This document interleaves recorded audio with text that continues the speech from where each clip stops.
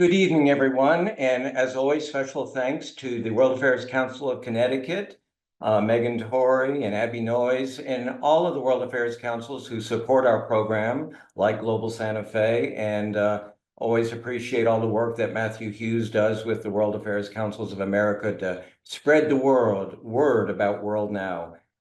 This happens to be my third conversation with H.R. McMaster, and it is always a great privilege. Sir, I want to thank you so much for being with us, and come on onto the video, and special recognition just how popular you are. And if people have not read your book, At War with Ourselves, they need to go out right now and get it. And obviously there's great interest because we broke a record tonight. We have over 500 people on the program.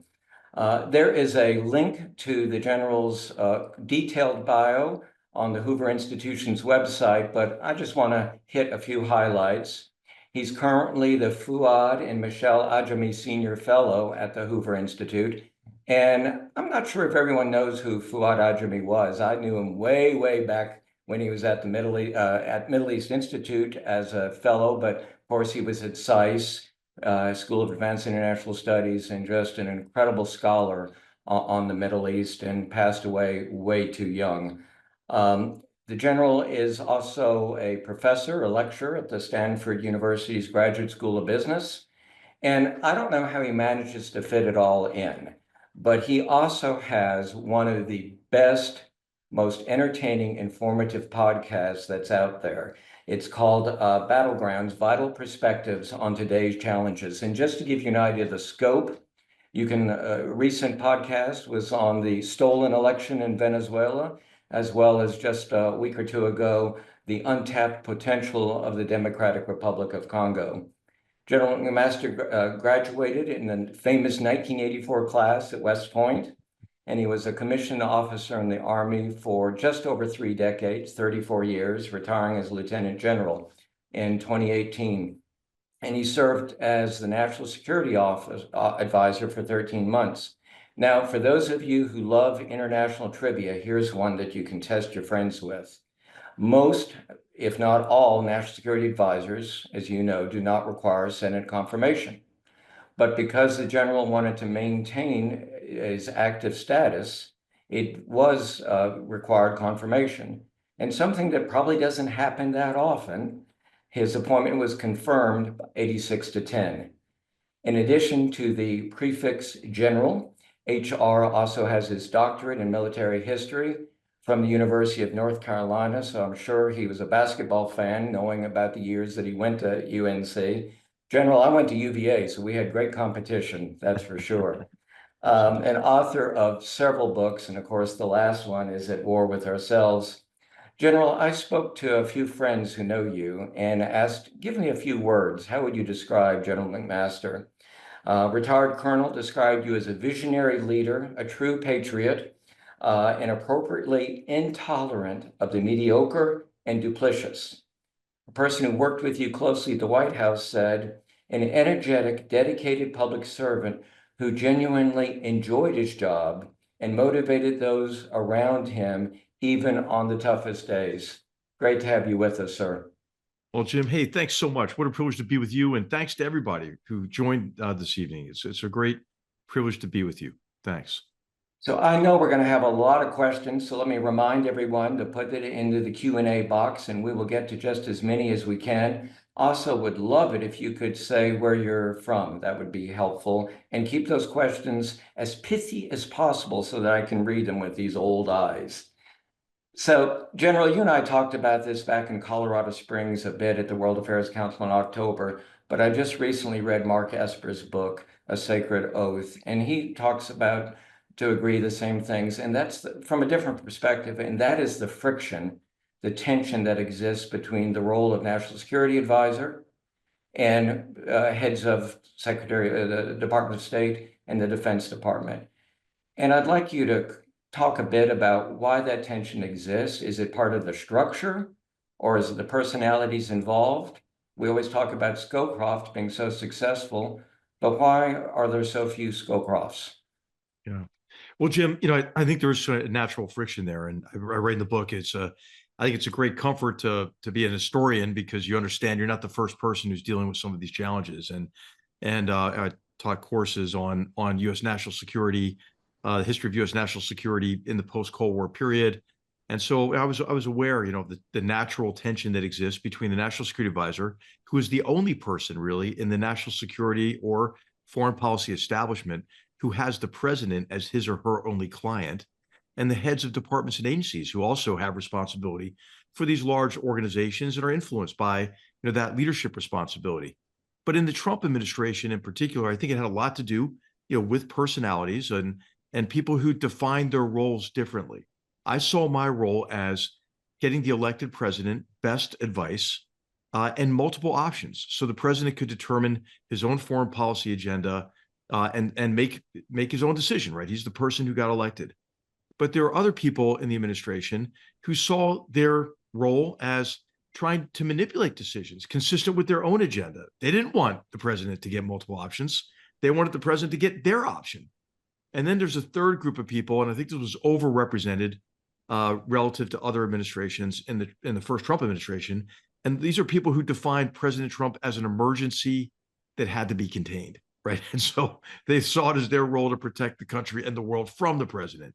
And so that created a significant amount of tension. That's why the title's At War with Ourselves. That's one of the wars that were ongoing, was within, to some degree, the White House staff, between the National Security Advisor, myself, and the National Security Council staff, and just really a couple of the heads of the departments and agencies who I think saw their role as being in kind of that third category, or took what some others have in the past too, right? The secretarial approach to foreign policy development. Remember, it was Alexander Haig who said, he wanted to be in charge of foreign policy himself. He called himself the vicar of foreign policy. So these are not new tensions, but I was really confident that I could put into place the Scowcroft model. And one of the fun parts of the book to write were the long conversations, recounting the long conversations I had with previous national security advisors, Brent Scowcroft being one of them. You also talked a bit with Kissinger. Share that with us. Oh, I did. He was very gracious to me. I had not met him before. And so what he did, he read the book that I had written about how and why Vietnam became an American war dereliction of duty, and then came to see me. He came to see me on my second full day on the job, the first week I was on the job. And he's a wise person. He had a great sense of humor. I think he was a source of strength and support. I recount our meetings in the book, and in one of those meetings, my books, my office library had just arrived, and I had selected from my library the books that I thought would be relevant to my duties and responsibilities there in the White House, and of course that includes all Kissinger books, and in particular his memoir, The White House Years. And I pulled it down off the shelf, and I said, "Hey, I'd love to get you to inscribe this." And when I opened the leaf of the book, there was a note in it from my mom, who had given me the book in the early 1990s. And then it dawned on me that this was the anniversary of my mom's death, And so I got a little bit teary-eyed talking about my mom and her giving me the book and my reading the book, my reaction to it. And then I told him a story about my mom was a tremendous educator and really got me interested from my earliest memories in history and reading history. And then he told the story of his mother and what a source of strength she was for the family when they had to flee, just prior to the Holocaust and so forth. So anyway, that was one of my cherished moments with him. And then when I started to write the book, I did a Zoom with him. I said, "Hey, Henry, I need your advice." He goes, "Don't do what I did. Don't try to write about everything that you experienced. Pick a few themes and tell some good stories and give people the experience, bring them into the White House with you." And it was good advice. And I reflected on his advice to me across that year. And I said, Henry, about that time we had that meeting where we talked about our mothers. You told me, I told you that I knew people were coming after me, right? Because the people in the second and third group that I mentioned, they didn't like the fact that we were running a very effective process, really, and many of them wanted me out of the job. And I said, "Hey, I have a decision to make. Do I play these internal political games, or do I just do my job? And when I'm used up, I'm just at peace with it, and I'll just be used up." And I chose the latter. And he said with that accent, "You made the right choice. They would have eaten you alive." Because he was a pretty good bureaucratic infighter. That wasn't, it certainly is one of my weaknesses. And I think one of the reasons I only lasted 13 months there. Well, of course, one reason Kissinger was successful with good relations with the Department of State is he held both positions for a while. No, that's what it's one of the funny things he said to me. He said, "Never have the relationship between the National Security Advisor and the Secretary of State been better than since I held both positions." So you're not alone in describing President Trump as disruptive, unconventional, and yet you and others have said that sometimes that works. And I wonder if you might be able to really give us some concrete examples where what might have appeared sort of off the charts for us out there without having access to the information you had, where it really did make a difference. Well, he's a business guy, right? He thinks about things from a different perspective. He's not a Washington policy person, or not he's obviously a very successful politician, but not in the traditional sense of the word. And so he's unconventional about the way he thinks about things. And in terms of course, we all know this, what he says and how he says it. What he says can be arresting. It can be offensive to a lot of people. But he often, makes these statements or takes actions in a way that allows him to address, really problems that need to be disrupted, where the conventional wisdom hasn't worked. And the story in the book is largely the story of trying to help a disruptive president disrupt what needed to be disrupted, but not be so disruptive that he disrupts his own agenda, right? So that's kind of the tragedy of Donald Trump, is that he can't get out of his own way sometimes. And so as this person who had the president as his only client, this is what I try to help him to do, and to do it by first of all trying to help him clarify his objectives, whether it's really to answer your question, the 180-degree shift in our policy on China, from cooperation and engagement based on the assumption that China, having been welcomed into the international order, would, as it prospered, play by the rules and reform its economic system and form of governance. Well, I mean, that wasn't going to happen. We decided by 2017. He was also, I think, very disruptive in terms of a 180-degree switch to our approach to Iran, which I think in reverse really would have been a failed Obama administration policy toward Iran, for example. So, I mean, I could go on. There are numbers of these stories in the book about him disrupting what needed to be disrupted during that first year. But I also describe him as somebody, hey, he can make a tough decision, but oftentimes he has a hard time sticking to that decision, because as soon as that decision's made, people are in his ear, trying to get him to reverse it or to take a different course. So that's what you really want to, or that's what you're saying. It's often the last person in the room and he'll change his mind. Yes, that's right. That's right. So So what's really important is to get, you're not trying to do an end run on him to trick him into making good decisions. What I really wanted him to do is to come to this on his own terms, come to these decisions on his own terms. So I write a lot in the book about how we put into place a policymaking and decision-making process that first brought to the president really a problem framing, right? We applied design thinking to our first order challenges to national security. And we tried to describe those challenges and opportunities on their own terms. Identify what are our vital interests? What is the so what? Why do Americans care? What are the draft goals and objectives? And very importantly, what are the assumptions on which this policy should be based, or the strategy should be based?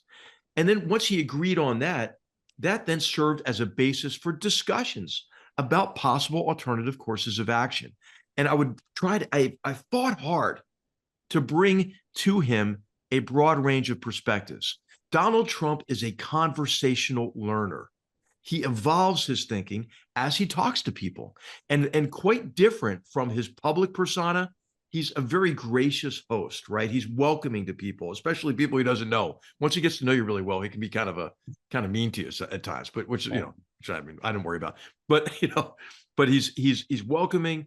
He loves to have an animated discussion, and that's how he learns. So I tried to structure these sessions, such that he could evolve his thinking, and then when he was ready, then bring him, the options, and to set the right conditions, and to be in the right venue with the right people for him to make the best decision for the American people. This is really interesting when you said he obtains information through conversation. And we hear and read that he does not like to read. Is that true? Right? If you give him a Well, he briefing, does like to read about himself, Jim. I think, I think that's pretty clear.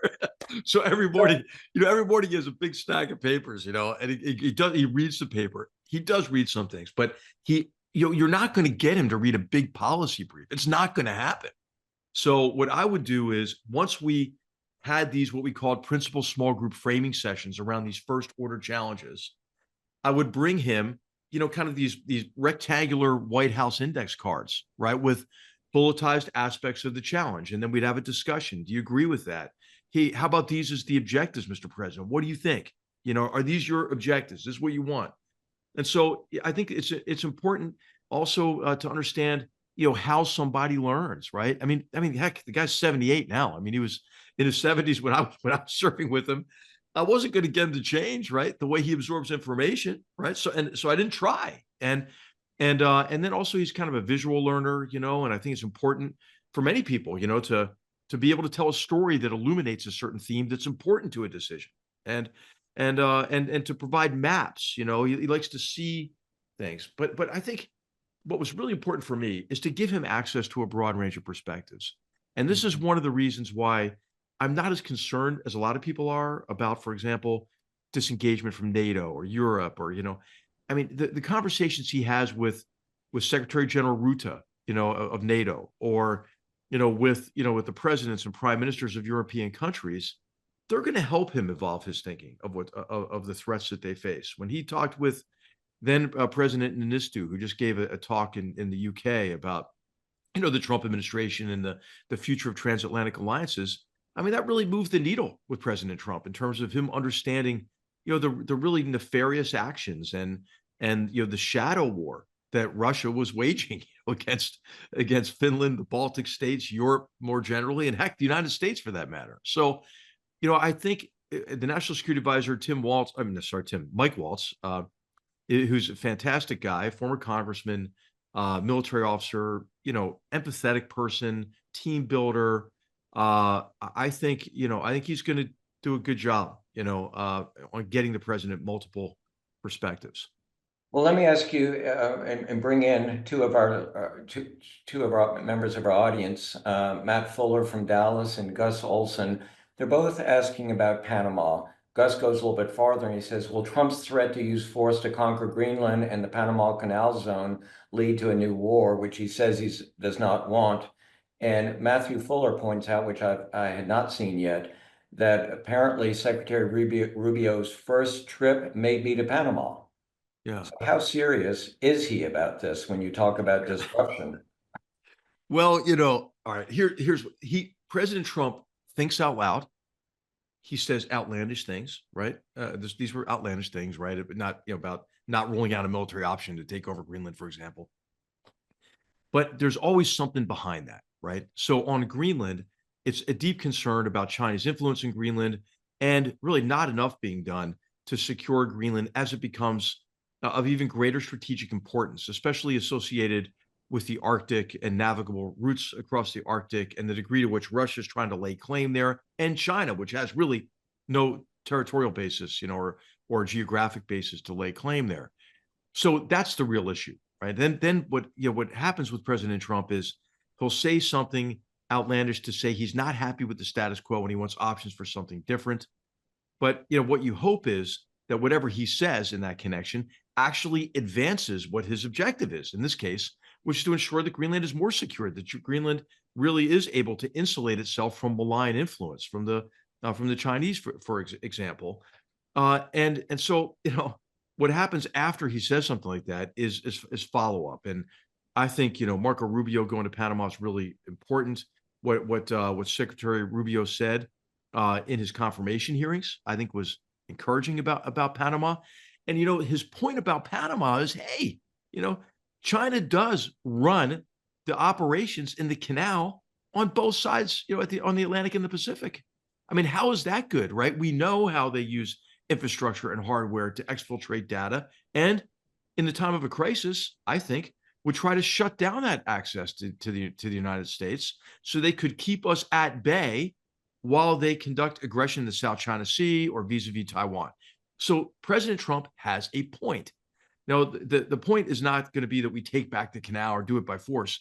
The point is we need a better relationship with Panama from an economic and a business perspective and an infrastructure perspective. Now, one of the key things is, hey, whose fault is that on Panama? We share the fault for that because we didn't counter Chinese economic aggression. The Chinese company that runs both sides of the port, they put in an artificially low bid because you know what they do? They subsidize those efforts because they have a strategic aim in mind. The new vanguard of the Red Army, of the PLA, is a Chinese National Bank official with duffel bags full of cash. I went to Panama 4 years ago and reported back to a number of people in Washington, including Jake Sullivan and including Congressman Mike Waltz, who was chairing a subcommittee on Chinese influence in Latin America, about my findings in Panama. I met with the president, I met with the vice president, I met with the foreign minister, and I met with the heads of all the major businesses in Panama.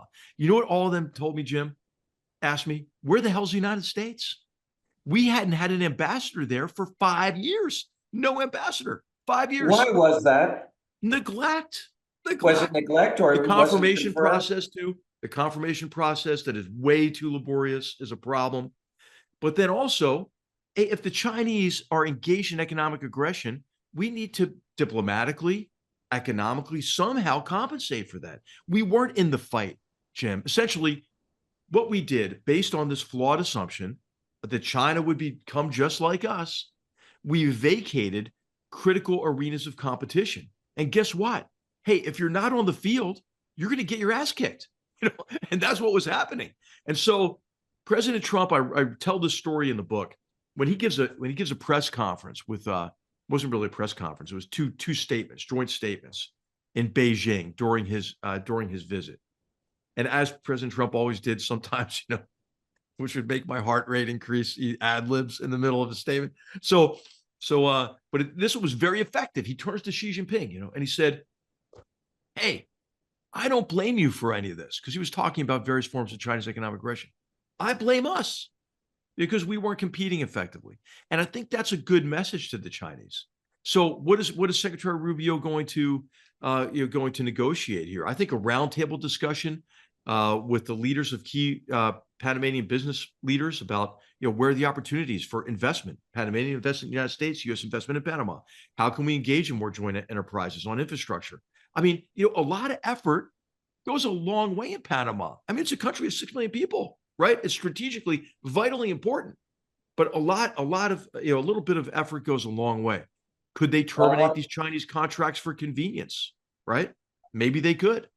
I mean, because they don't want their sovereignty undermined. So the right message, this is where President Trump gets in his way, right? The message to Panama is, hey, this is not a choice between Beijing, and the United States. It's a choice between servitude and sovereignty. And so rather than make this kind of neo-colonial statement, what he should have done is made a statement in support of Panamanian sovereignty. So this is where disruptive Trump gets so disruptive that he impedes his own agenda. Let me ask you that first. Before I ask you this question, I want to just recognize Ambassador Marcus Guino, who is the chairman emeritus of Global Santa Fe, and I did not see his question, which also was on Panama. Yeah, I'd love to hear from him on all this, actually. Because he had served there. Mark had served in Panama, and basically he says this is something where diplomacy is the only way to address this issue. Do you agree? And I think you've said you do agree with that. Yeah, well, I would say diplomacy and economic and financial tools, and obviously, absolutely informational. Really, setting what this is now the opportunity for Marco Rubio, like we had an opportunity with Mexico in the first Trump administration, and delivered, I think, unprecedented degrees of cooperation with Mexico on border security, on actions against the cartels. I mean, Jared Kushner was a lead for that. He did a fantastic job, by the way, on this, supported by people across our government, and.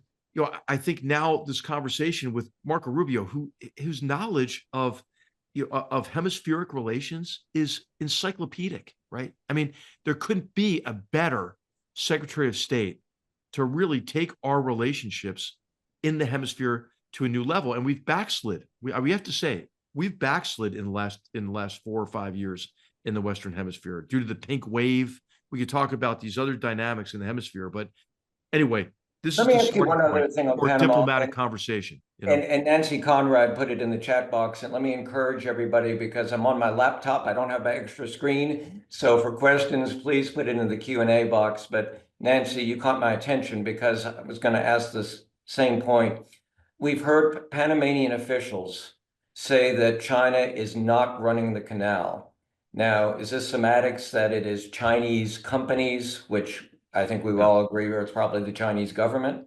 I mean, yeah. It's semantics. I talked to a senior Panamanian official yesterday, and that person, it's just, I mean, basically, said the same thing.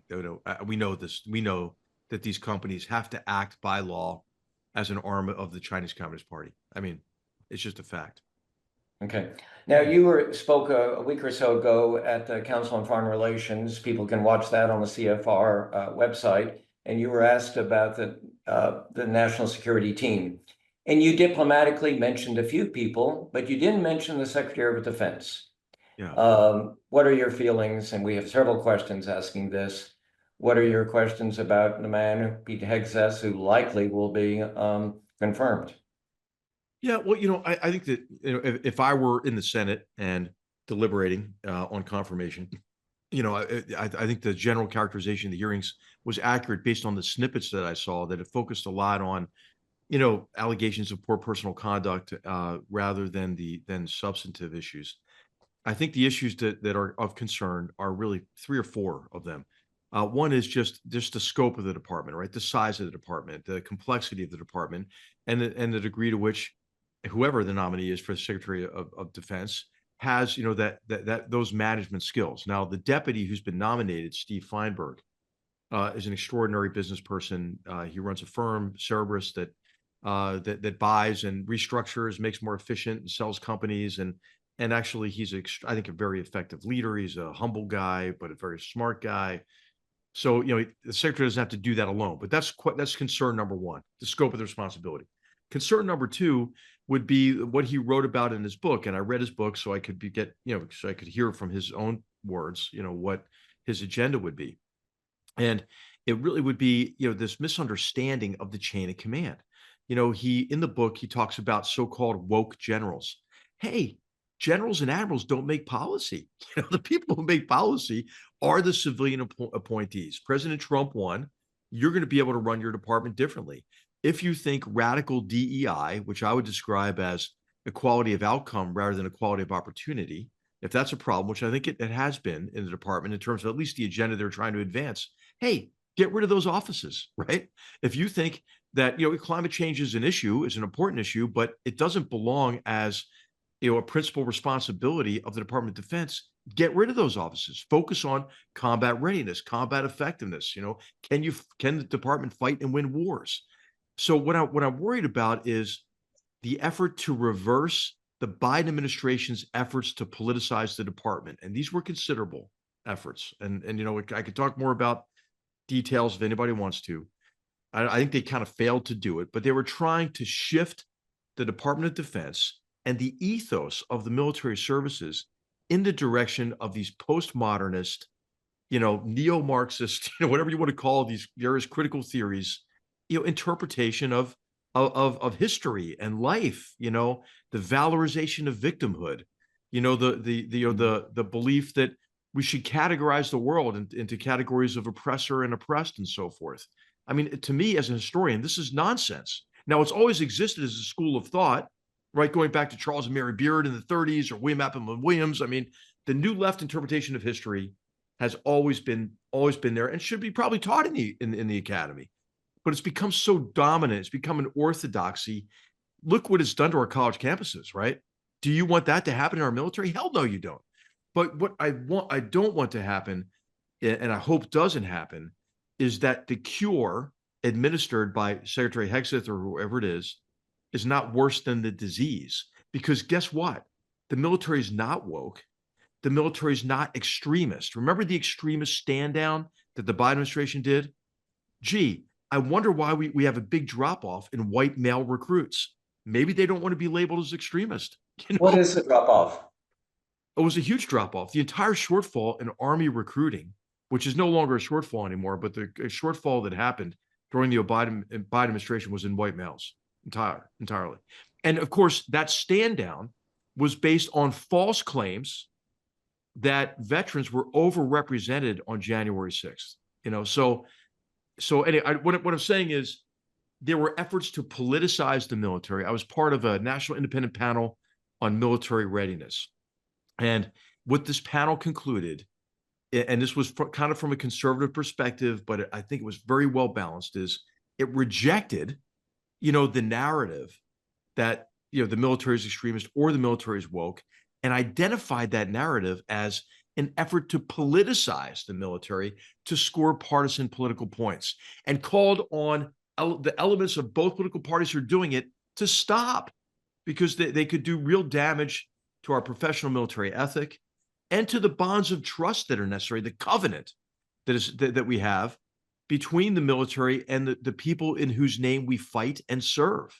And so that's another. I won't go on with other concerns, but there are concerns in there about the law of land warfare, ethical conduct in war, and especially about the role of women in the military.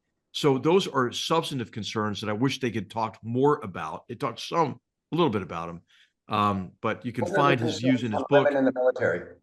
Well, he said that he's revised his views now, on women. Women are in combat, right? Women who meet should have to meet the standards, obviously, to be in the most physically demanding positions in close combat formations. But hey, Jim, who's the most courageous soldier? The soldier, in an infantry squad or in a tank crew, or the soldier sitting in front of 2,500 gallons of jet fuel on a contested highway in Iraq? So women are in combat. So I'm concerned about those four issues, right? And I mean, it's up to the Senate, right? It's not up to us. And I hope that the Senate in all these, areas recognize that it's really important to preserve their Article 1 responsibility of advice and consent. All right. Well, I'm going to make you a senator tonight. How are you going to vote? I'm not going to say. I mean, I'll tell you. I mean, I think that's up to the Senate to conclude. I think there could have been a better nomination in the Secretary of Defense. But you know what? If he's nominated, we should all want the guy to succeed, right? Let me bring in Ambassador Vicki Huddleston, and this relates China and Panama. Ambassador Huddleston from Santa Fe. If Trump is so worried about China and Panama, why did he invite the CEO of TikTok to his inauguration and is considering watering down what is a Supreme Court decision? Hey, great question. Who the hell knows, right? Except maybe for a campaign donation, and so I think that what is President Trump doing on TikTok? I don't understand it, right? So you saw the comments. You might have seen the comments that he made in an interview with Sean Hannity just yesterday, and in it he did talk about the threat of data exfiltration, but what he didn't talk about, Ambassador, was the real danger of cognitive warfare that China's waging against us in a large measure through TikTok to change the perceptions of our youth such that they align more with the Chinese Communist Party's agenda. So what President Trump would often say to me, and I relate this in the book, is, "Hey, General, my favorite word, reciprocal. Hey, well, guess what? Our social media companies don't have reciprocal access into China." And as Tristan Harris, who does great work in this area at the Center for Responsible Technology, what he points out is that, hey, TikTok in China, the version in China is spinach.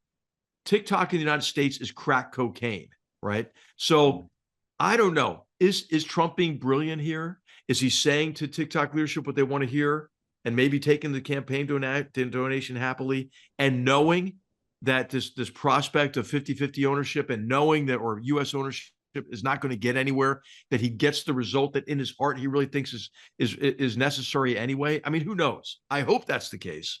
I hope that he hasn't been co-opted, because he shouldn't be able to be bought like that, if that's the case.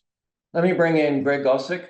He writes, traditionally, a Secretary of Defense was not a former high-ranking career military officer. Are there disadvantages in having someone with that background as Secretary, and would the same considerations apply for National Security Advisor? Oh, I think there are advantages and disadvantages, maybe depending on the personality, the experience, the character, the talent, ability, knowledge base of whoever it is. So yeah, I just don't think that, I don't think attorneys have had a particularly good record in certain positions of government. Should we say that attorneys shouldn't be in those positions? So I think it really comes down to the individual person. George Marshall did a pretty good job, as Secretary of Defense. But maybe others haven't in others' views. So, but I just think it's the individual more than it is the background or the profession of that person. What kind of experiences did that person have within that profession? Did those experiences prepare him or her for those duties and responsibilities? Does that person understand their role? I mean, Epictetus observed that this is what is most important: to play well the role assigned you. I think when people perform poorly in Washington, it's often due to a misunderstanding of their role, or them deciding to play a role different from what they were sworn than the position they were sworn into. So there were two articles that caught my attention over the last few weeks. One was in the Washington Post by military historian Max Boot, who has written that incredible book on Ronald Reagan. And he cites in the article that was in the Post the July 24th Bipartisan Commission on National Defense Strategy, and had summarized it is the most serious and challenging the nation has encountered since 1945, the threats, and that we are not prepared. The other article was in the December issue of The Atlantic, which was entitled The Crumbling Foundations of America's Military. Give us your take on what is the state of preparedness of the military now, and what are we or needs to be done to rectify the situation? So our military is still extraordinarily capable, but we have real problems, and those problems are associated with a huge bow wave of deferred modernization. It's kind of a triple whammy. The second is capacity issues in our armed forces. Our armed forces are too small for the task, and I would put the task at being ready to fight and win if necessary, which is essential to deterrence, right? It's much cheaper, obviously, to deter war than to have to fight one. And the way you deter it is to convince your potential enemies that they can't accomplish their objectives through the use of force. And the third problem is the problem in recruiting and the need to continue to attract our most talented young people into military service. How did these three things occur? I think the first occurred because during the Obama administration had real reductions in the defense budget at the same time as we were fighting two wars. And what happened during that period of time is we didn't acquire the weapons, the munitions that we needed in sufficient quantities, and we didn't really integrate mature and proven technologies into our force so we could countermeasures that were being fielded by our more advanced potential adversaries or enemies, like the People's Liberation Army of China. When you defer those bills, you're going to have to pay those bills sometime.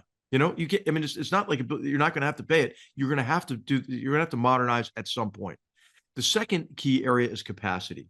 We continued to pursue a model way beyond the time when that model had become obsolete. And that model is that we can ensure our defense by acquiring fewer and fewer, more exquisite and more expensive systems. We can trade off essentially capacity for exquisite capabilities. But hey, our adversaries, China in particular, figured out a way to take apart our differential advantages: counter satellite, offensive cyber, tiered and layered air defense, long-range precision strike missile systems and hypersonics, drones, undersea drones. I mean, you see what they've been fielding. And then finally, in terms of the recruiting crisis, as I mentioned, this narrative that the military is extremist or the military is woke. I think the disastrous self-defeat and deadly humiliating withdrawal from Afghanistan contributed to it, as did what I would call our curriculum of self-loathing in our universities. I mean, hell, if we teach our children that our country's not worth defending, who's going to defend us? So I think that also there's this idea in popular culture that that veterans are traumatized, fragile human beings, the military service screws you up instead of actually, even if you do experience some of the most harrowing experiences in battle or in combat, you come out of it. Oftentimes, most people do, even more resilient, and then go on to make great contributions in other walks of life in our society. So I think if I were the, Secretary of Defense or, advising the Secretary of Defense, I would say these are the three problems you're facing is bow wave of deferred modernization. You got to do that with urgency. And I hope that the streamlining of procurement processes, all the ideas that they're floating around, I hope that happens. Multi-year contracting, for example. The second, and this includes when I say, and second is capacity. Also, I didn't mention capacity in our defense industrial base, right? Our ability to produce munitions, our ability to produce weapons at scale, and the degree to which our supply chains have become very fragile and keep key aspects of the supply chains being controlled by our adversaries. And then the third being really the human dimension, the human capital dimension of it. And I think those ought to be the top three priorities of the Secretary of Defense. Okay, good. So it won't surprise you that we have a number of questions about Israel, and I'll just boil it down by going back to what you said at the Council on Foreign Relations. You said, I think there's 100% chance that Israel will strike the elements of a nuclear program in the next few years. And we have 2 or 3 questioners who say, should the United States support Israel in that effort? I think yes. And I think, of course, this is a decision that would not be taken lightly. It's a decision that should be balanced against what the alternatives are at the time. I mean, the future could change, right? I mean, the Iranian people could demand a change in the nature of their government such that the theocratic dictatorship in Tehran ceases its permanent hostility to the United States, Israel, and its Arab neighbors, and recognizes that all this hatred that they have projected, across the Middle East and across the world against the great Satan, us, has not gotten them anywhere. And they have real problems. Iran is in a real position of weakness at this moment. Before I would initiate a strike, what I would do, though, is reinstate the Trump administration policy of maximum pressure on Iran with a priority toward restricting the cash flow available to the regime. The regime, thanks to the Israeli Defense Forces and Mossad, has received really devastating blows, especially against their proxy forces, their militias, and terrorist organizations across the region. Hezbollah is devastated. Their proxy army in Syria has collapsed, along with the Hezbollah elements that were running that proxy army. There's weakness. I think the Houthis are taking some significant attrition, although there needs to be more done there. But what does it take to rebuild those forces? It takes cash. Restrict their cash, and then also recognize that they're part of this axis of aggressors and act against the axis of aggressors holistically. Hey, China buys 97% of Iran's oil. How about secondary sanctions on Chinese banks? Iran is providing Houthis missiles, which are disrupting international shipping. Hey, but guess what shipping's not getting disrupted? Guess what shipping is not paying more insurance? The Chinese, because they're in on it. They're in on the whole thing.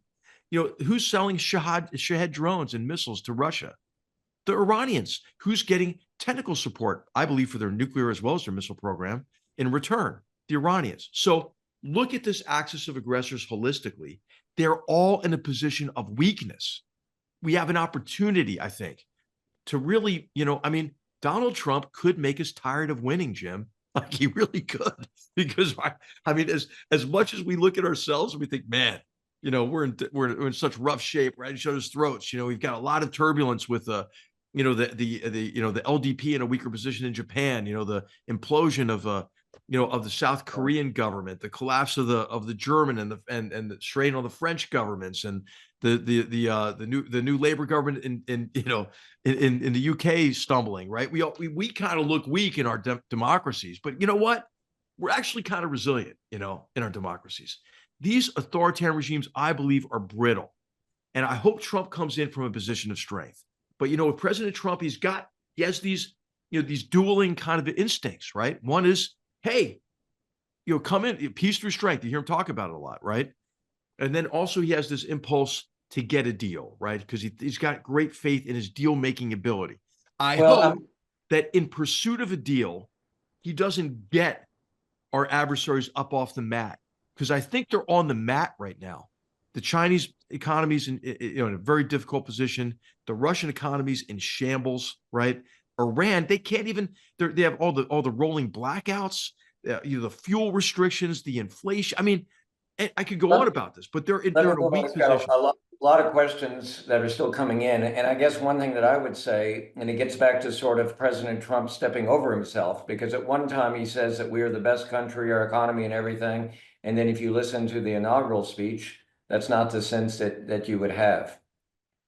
Yeah, well, I mean, you know, I'll tell you, he's not the. I write about this in the book, right? I compare and contrast him with Reagan as a communicator, as a as somebody who's an outsider, as a disruptor, but Reagan had some comparable strengths, and one of those strengths that Reagan had was his ability to get to the politics of addition, right? Yeah. Look at his reelection. I mean, both elections, he appealed to a broad range of Americans. President Trump has an inclination to double down on the loyalty of his most reliable base of people. And sometimes when he's going to make a decision that could bring more people into his tent, right, into his movement, if you will, right, he others will convince him not to do that because they'll say, "Hey, that'll alienate your base, right? Your base won't be happy with that."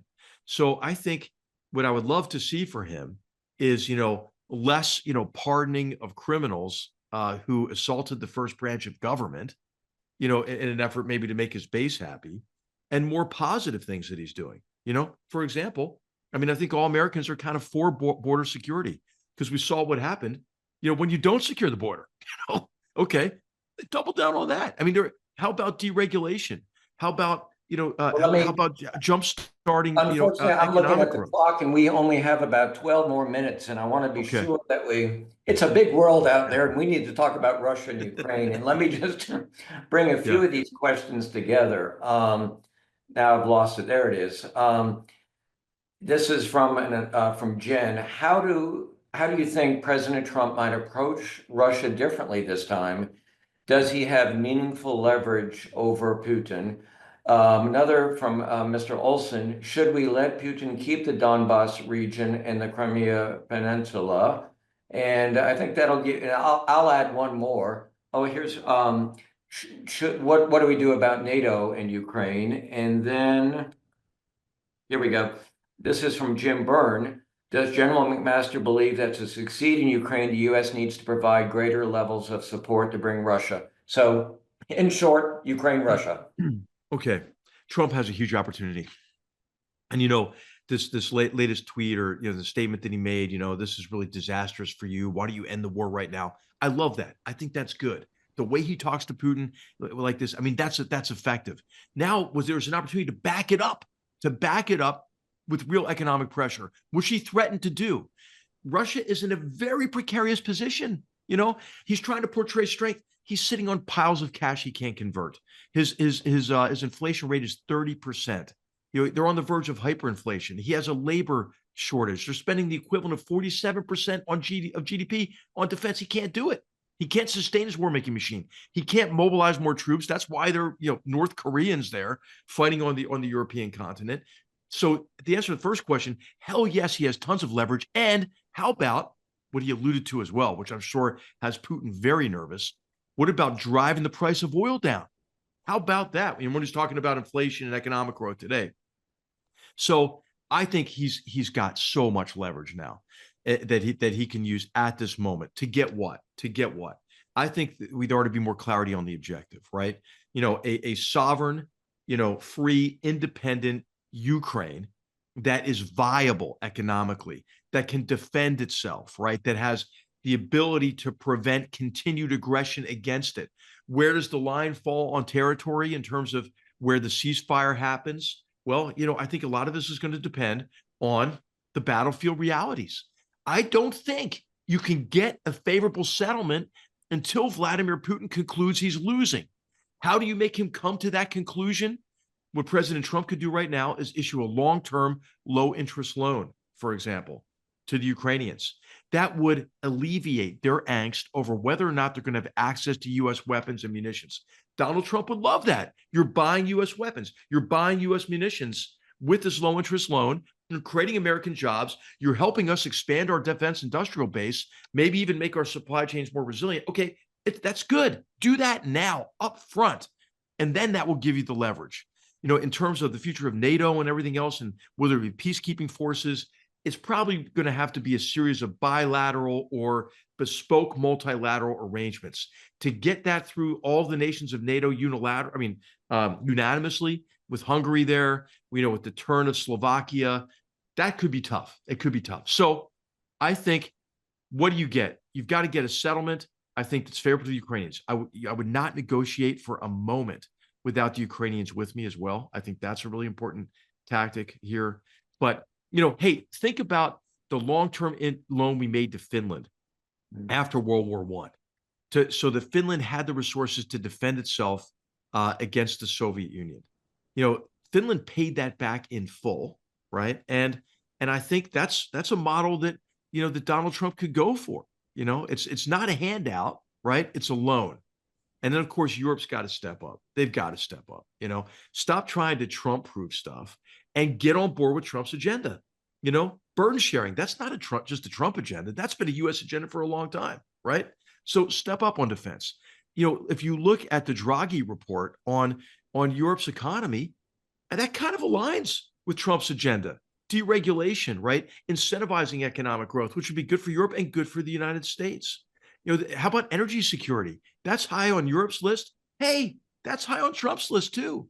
So what I would say, and you've got so many ambassadors here. I mean, please talk to your friends. Get into Trump's ear. Hey, this could be a golden age diplomatically, in terms of, instead of what we see now as the narrative in most essays. This is the end of transatlantic relations, and I think it could be the opposite. This could be a time for us to come together across the free world. What number do you think is right for the contribution to defense from the NATO countries? Today, President Trump at Davos talked about 5%, which would increase our budget by a significant amount as well. Hey, I think in the U.S. it should be 5%, right? For all the reasons that I cited.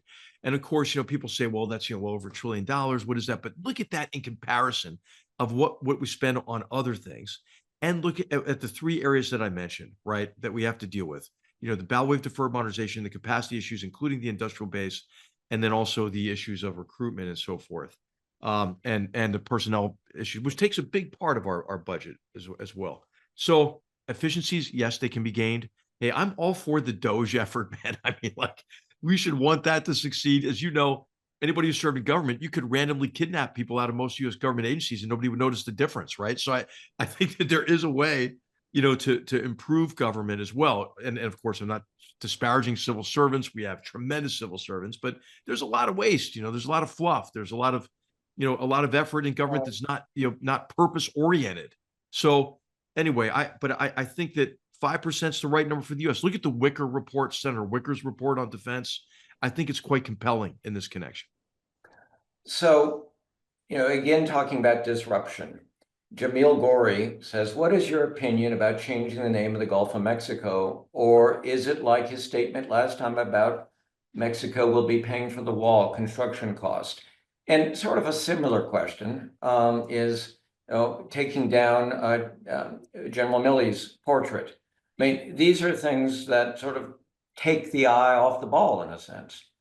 Well, this is performance, or it's trolling, whatever you want to call it, and you have to kind of try to divide it from, what's substantive. Building the wall. Okay. Yeah. I mean, it turns out walls kind of help on border security, but getting Mexico to pay for it, guess what? That didn't help at all, because every time, and I tell some stories in the book, they're mildly amusing as well as kind of disconcerting.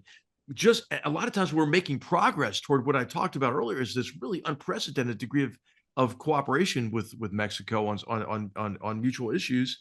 The president would talk about Mexico paying for the wall again, and that would just set us back, So again, it just gets back to the fact that the reality that we're going to be dealing with, right? I mean, it's not boring. And maybe it's even exhausting, but it's watching, watching it be disruptive. When you're talking to some of your friends and sources, where did the idea of the Gulf of America come from?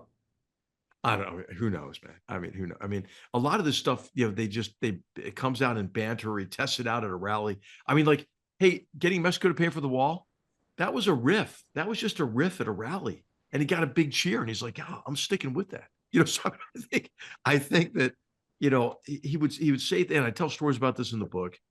He'll say outlandish things, and as I mentioned, whether it's with Greenland or with Panama, or whether it's the narcotics trafficking organizations in Mexico, what he's saying is, hey, there's a problem. What's happening now is not working. I need options to do something different, right? And something out of the box. And sometimes his communications on this, he's not a Reagan communicator, right? He's a social media, he's a communicator in a whole different way with a whole different medium. Sometimes those communications can be helpful, right? Sometimes they're just amusing. Sometimes they actually impede his agenda, right? And so I wish, as we all would, right? We want him to succeed. There's a lot that needs to be disrupted, but I wish he could just stop being the antagonist in his own story. He becomes the antagonist in his own story. So Stephen asks, in regard to rhetoric about using the military to go door to door to remove immigrants, if ordered to do so, do you think the military would deploy troops on U.S. soil? No, I mean, the military is not suited to do that, not trained to do it, not authorized to do it.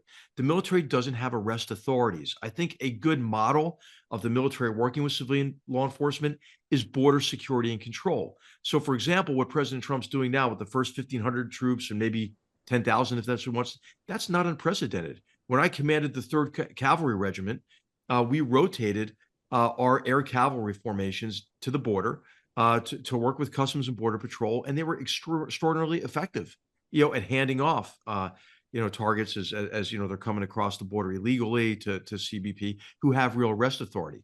When the big debates were happening about the protests and in the wake of the murder of George Floyd and the burning down of cities, that was happening, there was the narrative that it would be against our democracy to deploy active duty troops in cities.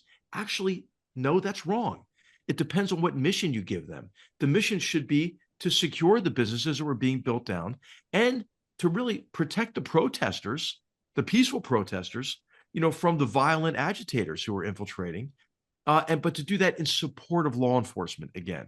And of course, the National Guard are the forces that are more trained to do this. That would be the right choice, whether it was to deal with massive civil unrest, which we hope doesn't happen.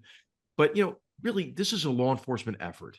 It's not a capacity issue as much as it's a will issue. The so-called sanctuary cities are going to come in, as you saw, for a lot of pressure on this.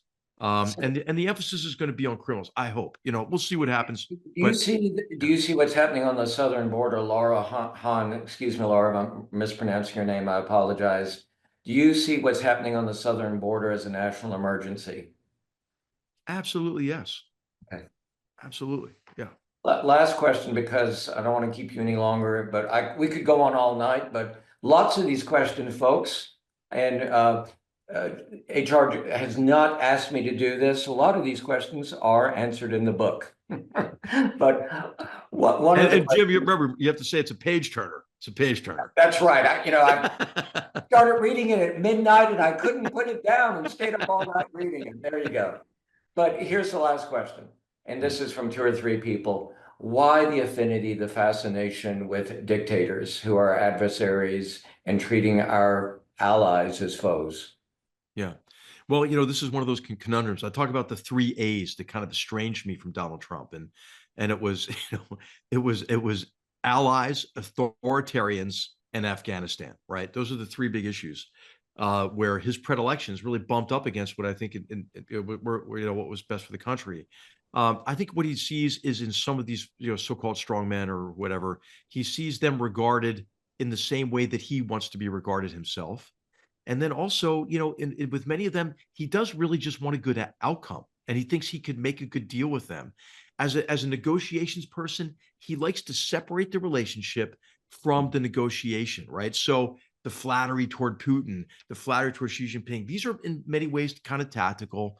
But also, Trump is reflexively contrarian. I write about this in the book extensively. If the whole foreign policy establishment, man, if everybody's saying, "Hey, we got to be harder on Putin," he's like, I think maybe I should just have a good relationship with Putin.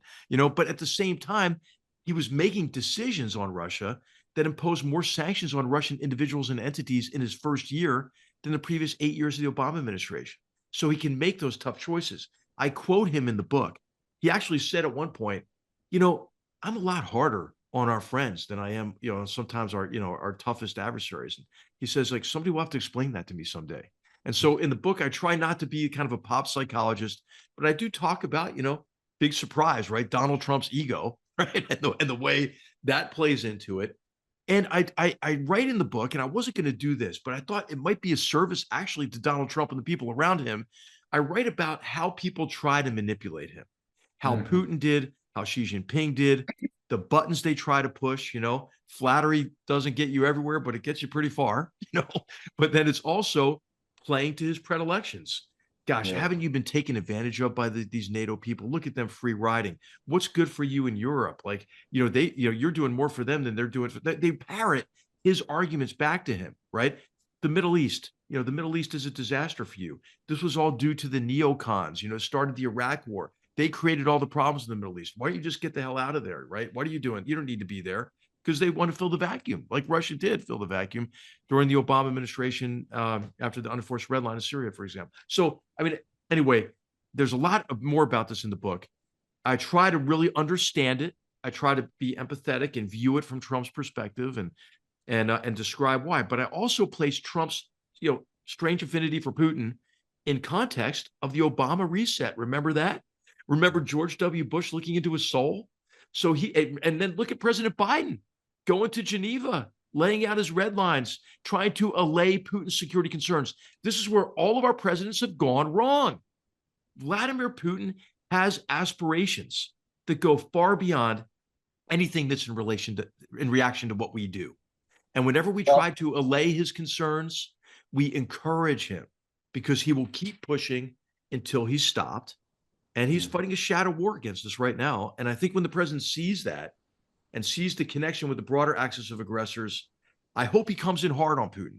Because as I mentioned, Putin is in a position of profound weakness at this moment. Well, this is the third time that we've talked, and I look forward to the fourth. And let me close by reading a comment from Ralph Hunkins. He goes, General, great seeing you again. Last time we talked was in Kabul in 2010. You've done a fantastic job. Please keep weighing in on policy where you can. I think we all agree with that. General McMaster, thanks so much Thanks, for Jim. being with us on World Now. And to all of you who are here tonight, I tried to get to as many questions as I could. Apologize to those the questions we couldn't get to, but thanks for watching, and we'll see you next time. Hey, thanks so much, everybody. Thanks, Jim.